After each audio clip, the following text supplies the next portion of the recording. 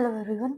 तो जैसा कि आप सब टाइटल देख के समझ गए होंगे कि ये जो वीडियो है, ये जो हमारा एनआईसीएल का एग्ज़ाम हुआ था, ये उसके रिगार्डिंग है। उसमें क्या था कि जो प्रीलिम्स का पेपर हुआ था, उसमें हमें कट ऑफ और मार्क्स नहीं पता चले थे अभी तक।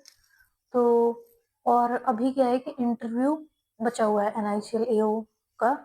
तो मेंस का मार्क्स तो वो लोग अभी आउट नहीं कर सकते हैं, लेकिन प्रीलिम्स के जो मार्क्स हैं और जो कट ऑफ मार्क्स हैं वो वेबसाइट पे रिलीज हो गई है। तो आप अपने मार्क्स देख सकते हैं और मार्क्स का एनालिसिस करना बहुत ज़रूरी है।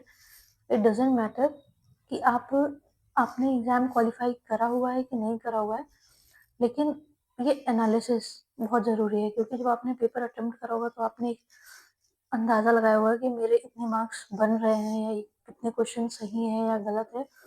तो उससे आपको अपनी गलतियाँ या पता चलता है कि मतलब जो आप एक्सपेक्ट कर रहे हैं, उससे आप कितना पीछे रह रहे हैं, या अगर आपने क्वालिफ़ाई किया हुआ है प्रीलिम्स, तो फिर आप या कितना अच्छा उसमें स्कोर कर पा रहे हैं अपने एक्सपेक्टेशन से। ठीक है? तो ये एक बात हुई। और जो इंटरव्यू होना है, उसका कॉल लेटर भी साथ ही में आउट हो चुका है।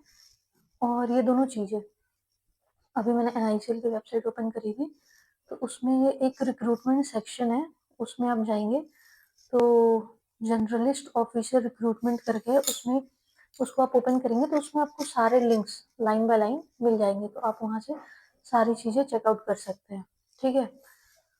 उसके बाद एसबीआई पीओ मेंस का पेपर हमारा हो चुका था, रिजल्ट आ चुका है।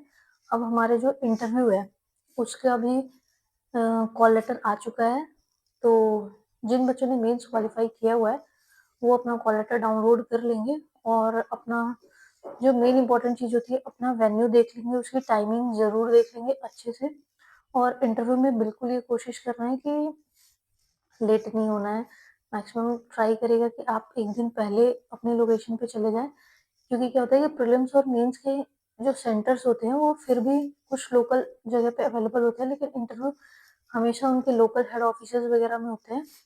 तो वो जनरली आपको बहुत, जैसे जहाँ पे आपके एग्ज़ाम सेंटर्स होते हैं, वहाँ पे अवेलेबल होना ज़रूरी नहीं है। तो आप वेन्यू अच्छे से देख लेंगे, ट्राई करेंगे कि आप 1 दिन पहले पहुँच जाएँ, अपनी सारी प्रिपरेशन रखेंगे और जो भी करंट की चीज़ें हैं, क्योंकि ये सारी चीज़ें आपके एनआईसीएल के इंटरव्यू में भी और एसबीआई के इंटरव्यू में भी बहुत हेल्प करेगा।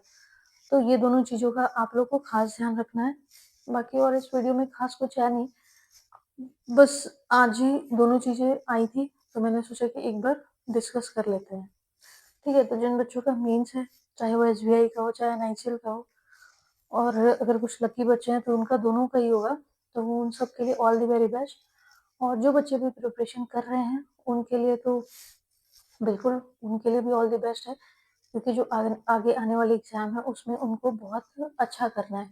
और उनके लिए प्लस पॉइंट है ये सारे रिज़ल्ट्स आने का, कि जिन बच्चों के ये एग्ज़ाम्स क्वालीफाई हो जाएँगे, तो एटलीस्ट आप इन मतलब जिनका एसबीआई क्वालीफाई हो जाएगा या एनआईसीएल क्वालीफाई हो जाएगा, तो आप ये एक्सपेक्ट कर सकते हैं कि वो आरआरबी या आईबीपीएस में तो बहुत रेयर चांसेस है कि वो अपीयर होंगे।